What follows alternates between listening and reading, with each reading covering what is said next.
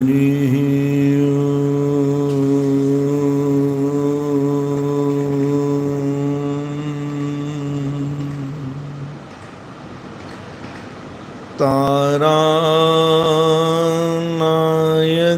शेखराय जगदाधाराय धाराधर छायाधारक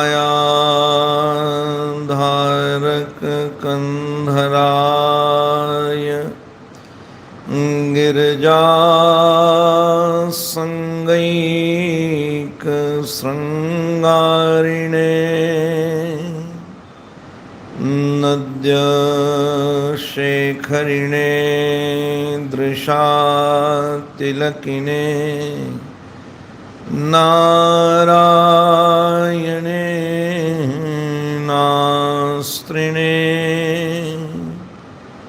नागैः कंकणिने again गृहणे नाथाय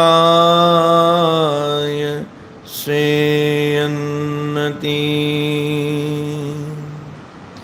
वृन्दावनेश्वर मुकुन्द मनोज्ञवेश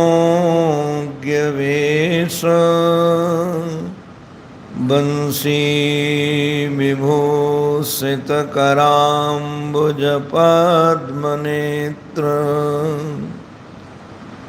विश्वेश केशव ब्रजोत्सव भक्तिवस्य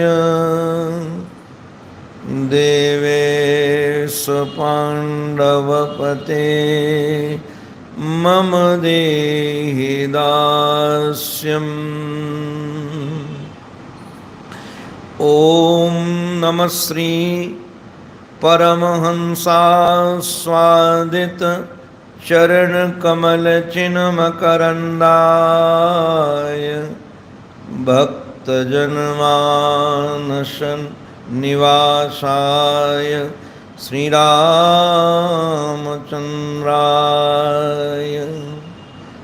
नारायणं नमस्कृत्य नरं चैव नरोत्तमं देवीं सरस्वतीं व्यासं ततो जयमुदीरये। अखण्डानन्दबोधाय शिष्य संतापहारिणे सच्चिदानन्दरूपाय तस्मै श्री गुरवे नमः। तस्मै श्री गुरवे नमः। श्रीमन्नारायण नारायण नारायण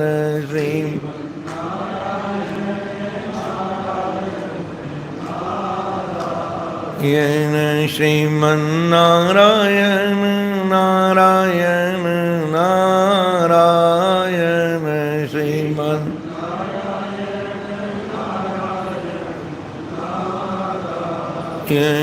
लक्ष्मीनारायण नारायण नारायण लक्ष्मी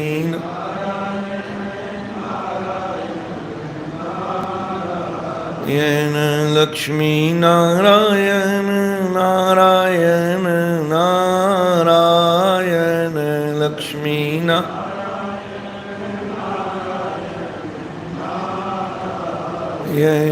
श्रीमन्नारायण नारायण नारायण श्रीमन्नारायण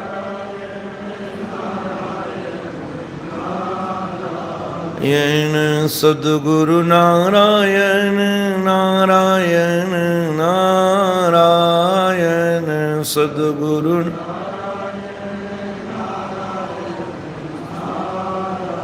सद्गुरु नारायण नारायण नारायण सद्गुरु नारायण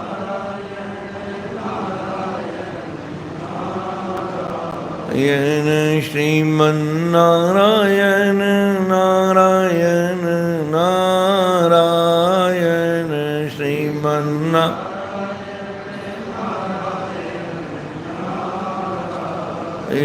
बोलो भक्तवत्सल भगवान की, सद्गुरुदेव भगवान की, श्री भाव भावेश्वर भगवान की। नमः पार्वती पतये हर हर महादेव हर हर महादेव हर हर महादेव।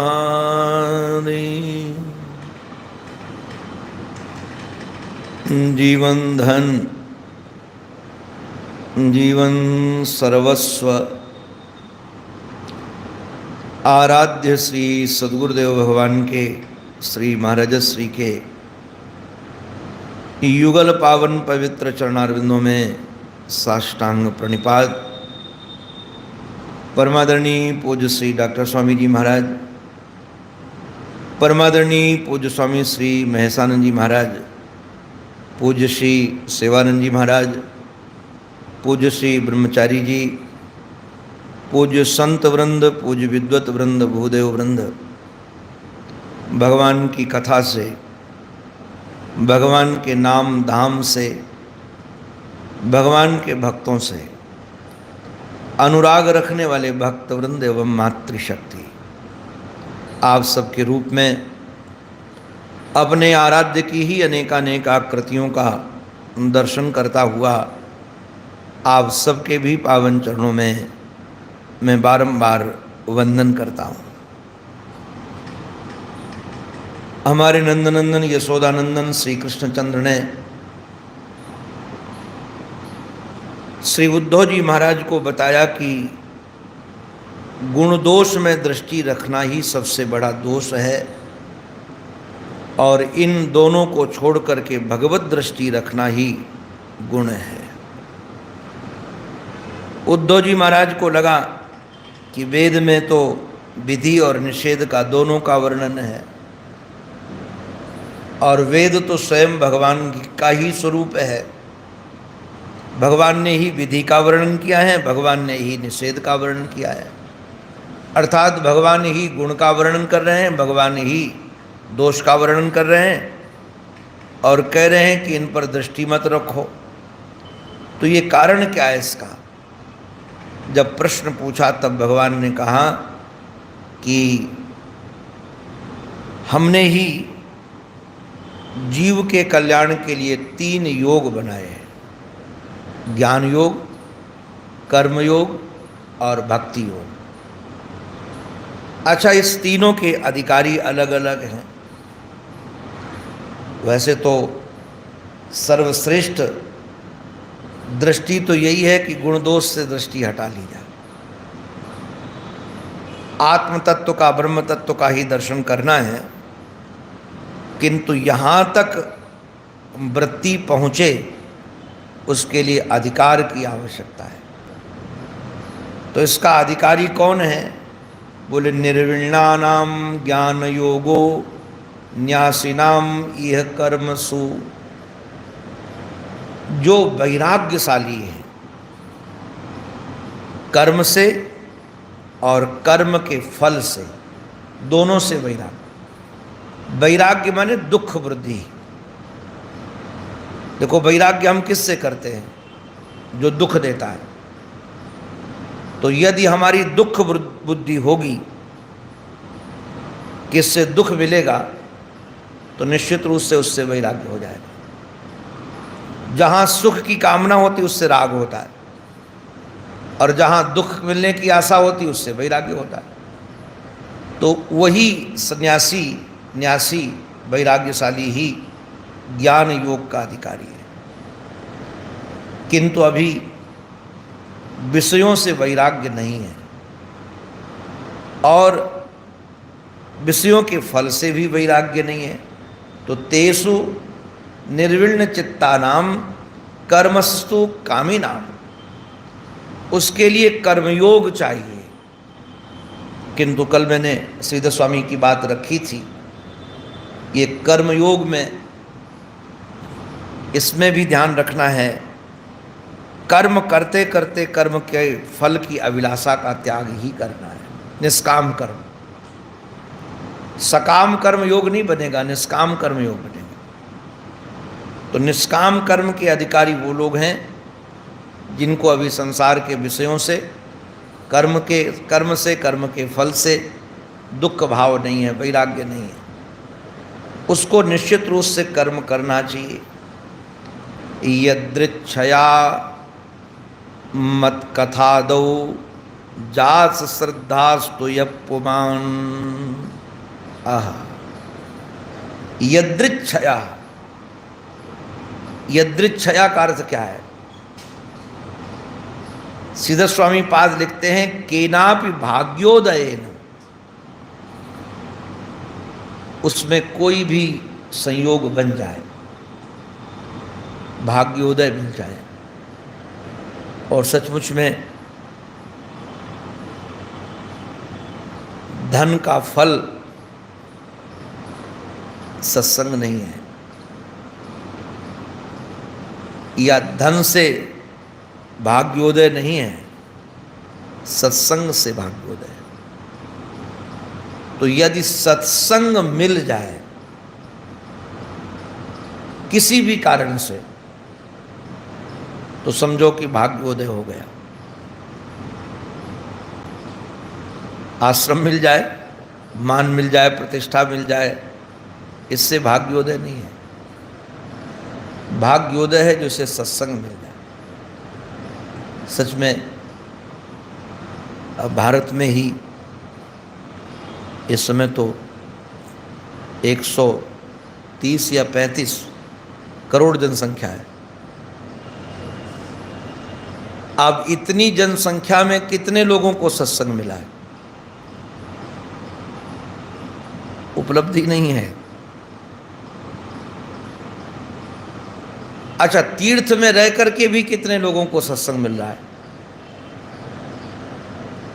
यहां भी सुबह से शाम तक भटक रहे लोग। और सत्संग भी मिले तो सत्संग के नाम पर क्या परोसा जा रहा है, वो भी बात महत्वपूर्ण है। सत्संग तो सताम संग ही है। अब सत क्या है, इसके विषय में कहां विचार, कितने दिन चिंतन होता है। तो निश्चित रूप से यदृच्छया भगवत इच्छाया, भगवान की इच्छा से सत्संग मिल जाए, और सत्संग के बाद मत कथादौ, मेरी कथा आदि, ये कथादि का अर्थ ये है केवल कथा ही नहीं, जप में, ध्यान में, स्वाध्याय में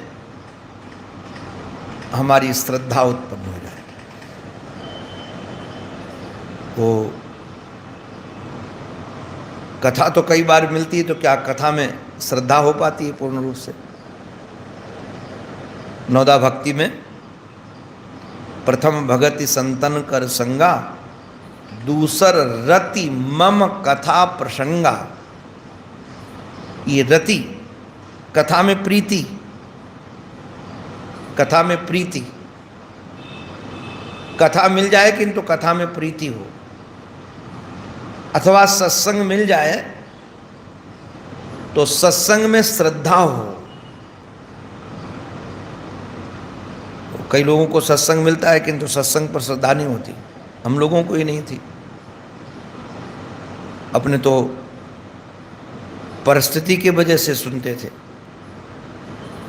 ये कृपा थी ठाकुर जी की कि पूज्य स्वामी हंसानंद जी महाराज की सेवा मिली थी, तो अपने राम तो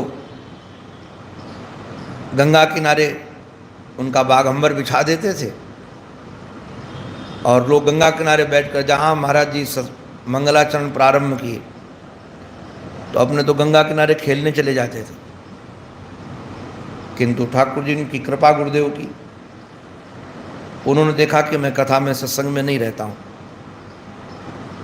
तो मेरे से एक दिन पूछा कि सत्संग कहाँ चला जाता है। मैं कहा यहीं तो रहता हूँ।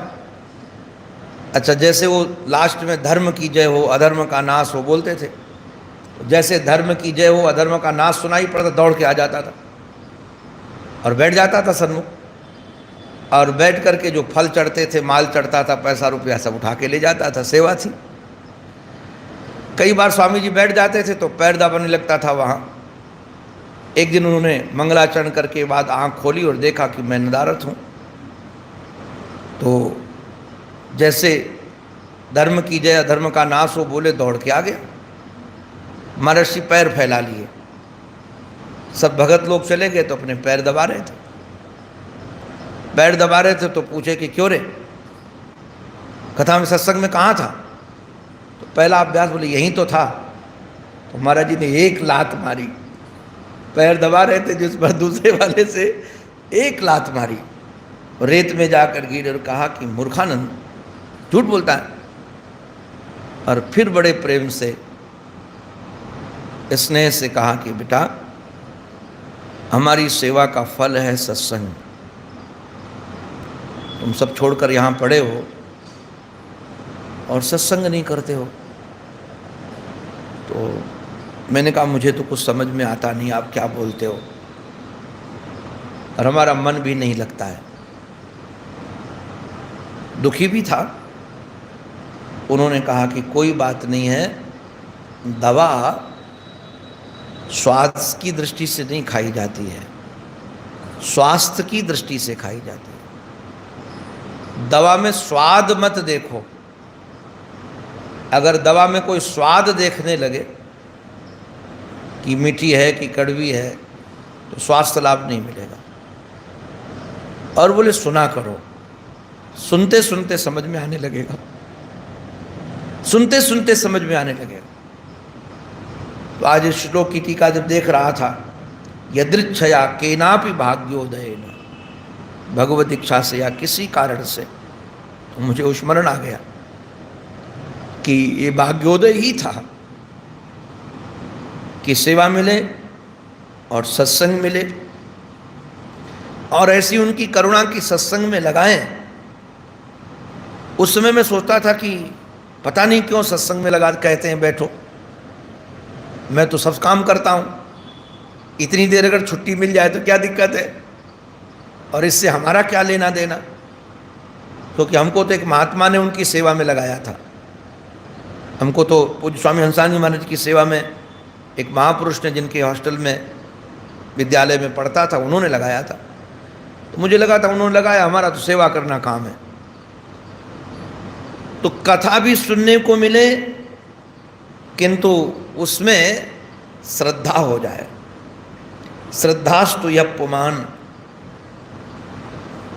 किंतु अभी कथा में तो श्रद्धा हो गई है, कथा में विश्वास भी है, किंतु न निर्विण्णः, वैराग्य नहीं है। जरूरी नहीं कि जितने सब लोग कथा सुने सबको वैराग्य हो जाए। तो न निर्विण्णः नातिसक्तः न अतिसक्तः, आसक्त तो है किंतु अति आसक्त नहीं है। संसार में आसक्ति तो है किंतु अति नहीं है। अब देखिए, वैराग्य भी नहीं है और पूर्ण आसक्ति भी नहीं है, अति आसक्ति नहीं है, किंतु थोड़ा तो है ही। अभी वैराग्य भी नहीं है और उसको संसार से पूर्ण आसक्ति भी नहीं है। ऐसे व्यक्ति का क्या कर्तव्य है? बोले भक्ति योगो मार्योगोस्य सिद्धिदः, उसके लिए तो भक्ति योग ही सिद्धि देने वाला होगा, अर्थात भक्ति योग ही उसको बढ़ाने वाला होगा। और इसका यदि विचार किया जाए तो निश्चित रूप से कि वह व्यक्ति अभी ज्ञान का अधिकारी नहीं, क्योंकि पूर्ण वैराग्य नहीं है, और आसक्ति भी पूर्ण नहीं है। अगर कर्म फल में आसक्ति होती, कर्म में आसक्ति होती, तो निश्चित रूप से वह कर्म का अधिकारी बन जाता। अगर पूर्ण वैराग्य होता तो वैराग्य के कारण वह ज्ञान का अधिकारी बन जाता, और आसक्ति महाराज होने के कारण वह कर्म का अधिकारी बन जाता। किंतु न निर्विण्ण, वैराग्य भी है नहीं, और संसार में आसक्ति, पूर्ण आसक्ति नहीं है। आसक्ति तो है, नाति सकता है। ऐसा व्यक्ति ही भक्ति योग का अधिकारी है। उससे भक्ति योग में लगना चाहिए, निश्चित रूप से उसको सिद्धि उसी में प्राप्त होगी। और महाराज मानो कर्म योग में लगे हैं हम, तो कब तक लगे रहे हैं? कर्म कब तक करते रहे? कर्म योग कब तक करते रहे? वो कई लोग तो महाराज जीवन भर, वो एक पूज्य स्वामी हंसानी महाराज के आ गए, विद्वान थे, शास्त्री जी, दीक्षा ले ली उनसे।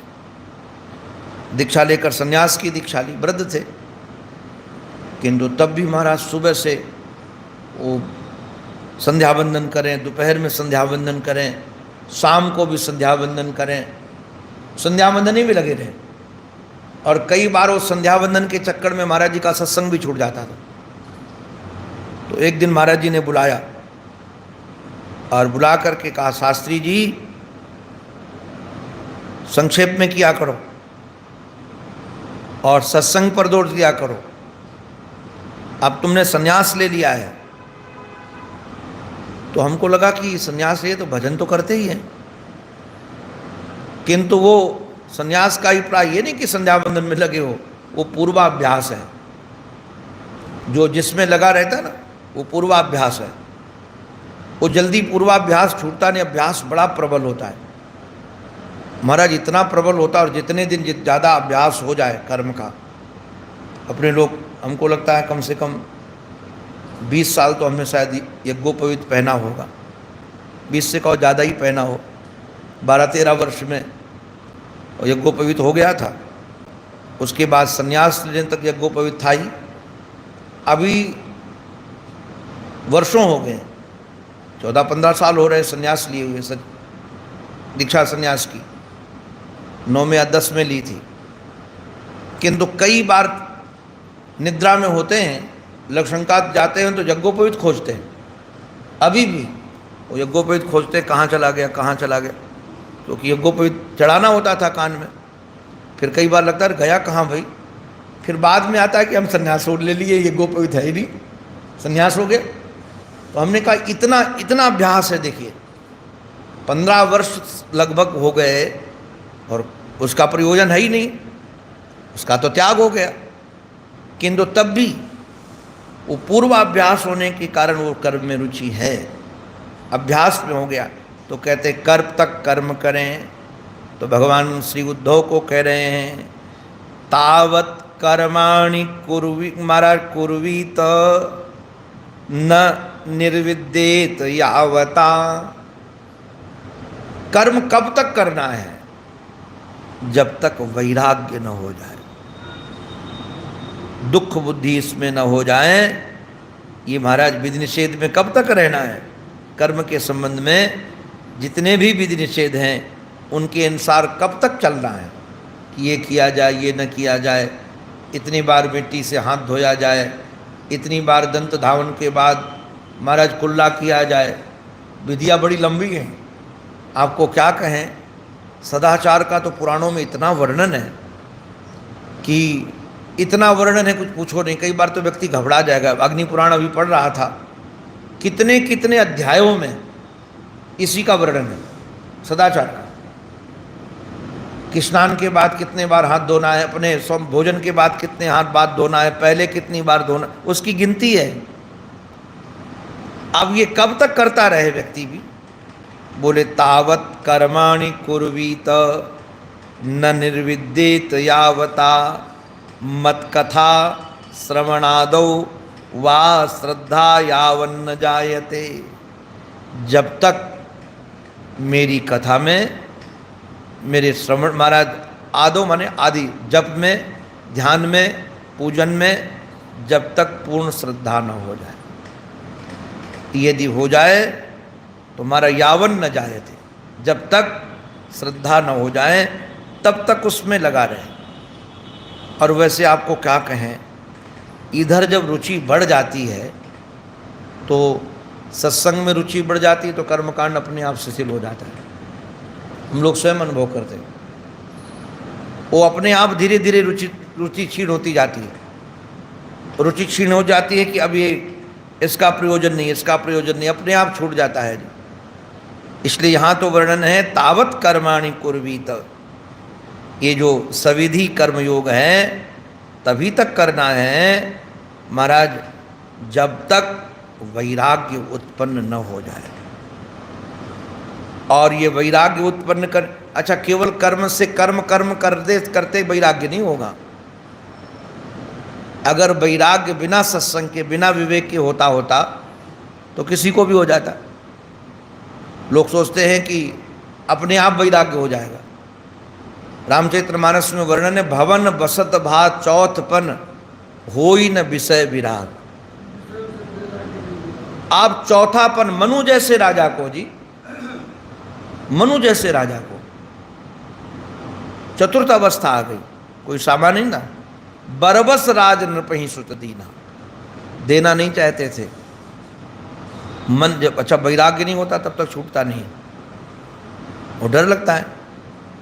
वो सोचते कि ये पद छूट जाएगा तो पता नहीं फिर रोटी मिलेगी कि नहीं मिलेगी, सम्मान मिलेगा कि नहीं मिलेगा, हमारी सेवा होगी कि नहीं होगी। ये वैराग्य का अभाव है। और व्यक्ति सोचता है कि अच्छा ये है तो बड़ा खेल विलक्षण, ये पदवंत से नहीं मिलता, ये तो शरीर का जो प्रारब्ध होता है वो मिलता ही है।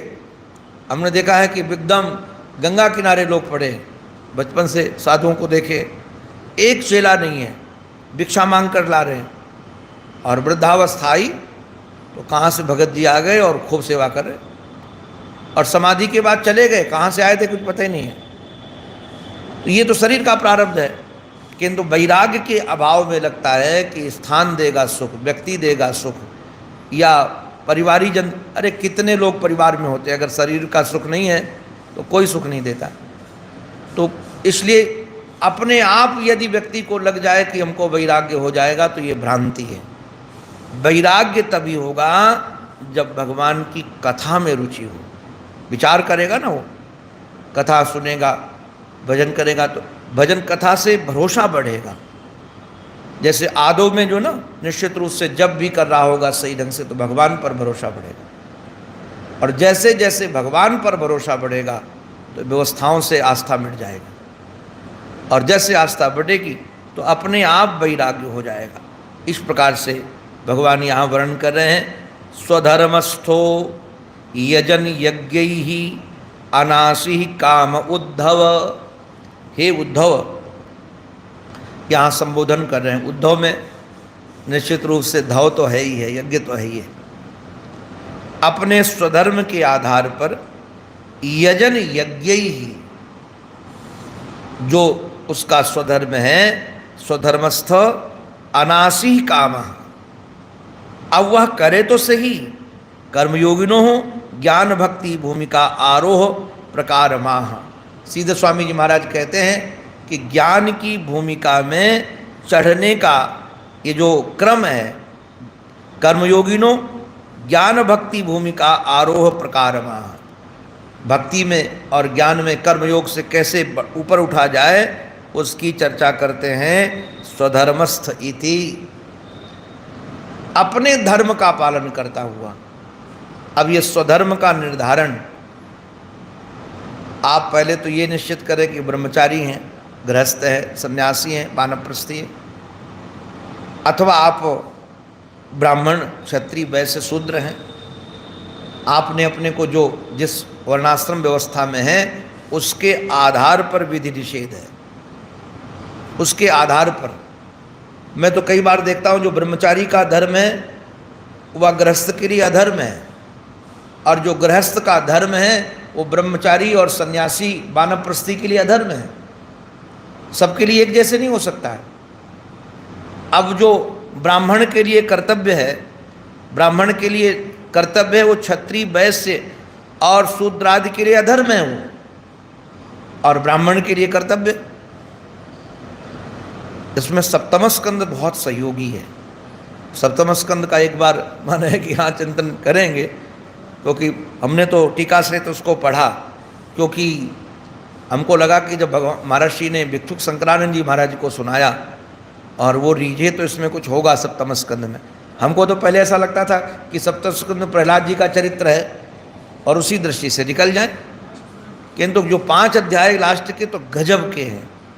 और वो क्योंकि वासना की जो पूर्ति है उससे तो वासना बढ़ेगी, वासना से निवृत्ति कैसे होगी वो सप्तम स्कंद में है। भावाद्वैत, क्रियाद्वैत, द्रव्याद्वैत की जो चर्चा है बहुत अद्भुत चर्चा है उसकी। तो मैं निवेदन इतना ही कर रहा था कि अपने स्वधर्म में रखता हुआ यज्ञ आदि तो करे, किंतु शर्त है अनासी ही कामोद्धव, अनासी ही कामो अफल काम। इसका ही प्राय कर्म तो करे किंतु कर्म का फल न चाहे। अफल काम कि हमको ये कर्म करेंगे तो पहले से गणित हिसाब लगा लिया गया। हम लोग तो महाराज पहले से जोड़ हिसाब लगा लेते कि ये काम करेंगे। जैसे व्यापारी जोड़ लगा लेता है कि ये इतना पैसा लगाएंगे तो फिर उसके बाद में इतना पैसा आएगा पहले से। जैसे इतने कमरे बन जाएंगे तो उतना किराया आने लगेगा वो तुरंत हिसाब लगा। अब वो फल ये निश्चित रूप से उसके मूल में जो है तुरंत जो फलाशक्ति है ना, फल की प्रति प्राप्ति वो बांध देगी।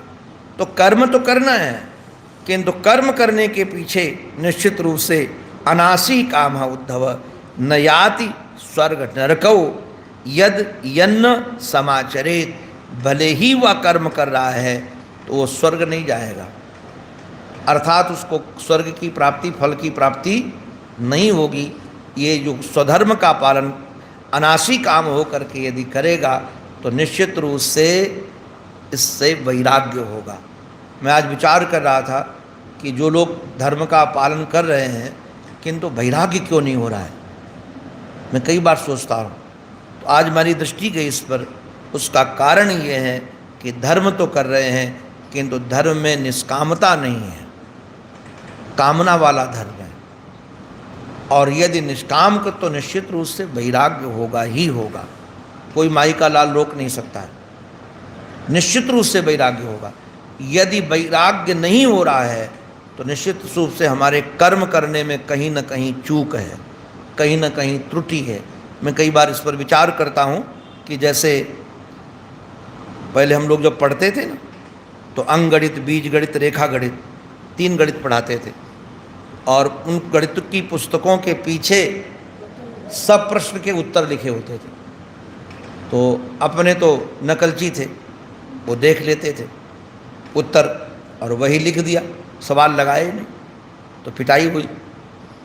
उन्होंने कहा कि सवाल लगा करके फिर उत्तर मिलाना है। अगर सवाल लगाने के बाद वही उत्तर आया तो निश्चित रूप से सवाल सही लगा है, अगर उत्तर कुछ दूसरा आता है दोबारा सवाल लगाओ। ऐसे ही कर्म करने का फल निश्चित रूप से वैराग्य है, भगवत भक्ति का फल निश्चित रूप से भगवत ज्ञान है। तो यदि ये हमको नहीं मिल रहे हैं तो कहीं ना कहीं हमारे से चूक हो रही है, कहीं ना कहीं हमारे से असावधानी हो रही है। भगवान इस विषय को बड़े अच्छे ढंग से वर्णन कर रहे हैं, क्रमशः इसकी चर्चा करेंगे। अंत में अपने आराध्य के पावन चरणों में हमारी यही प्रार्थना, हमारी मति, हमारी रति, हमारी गति एकमात्र आराध्य के चरणों में बनी रहे। इसी प्रार्थना के साथ ये उनकी वाणी उन्हीं के पावन पवित्र चरणारविंदों में समर्पित। बोलो भक्तवत्सल भगवान की, श्री नृत्य गोपाल भगवान की जय। जय श्री राधे, जय जय श्री राधे, जय जय श्री राधे।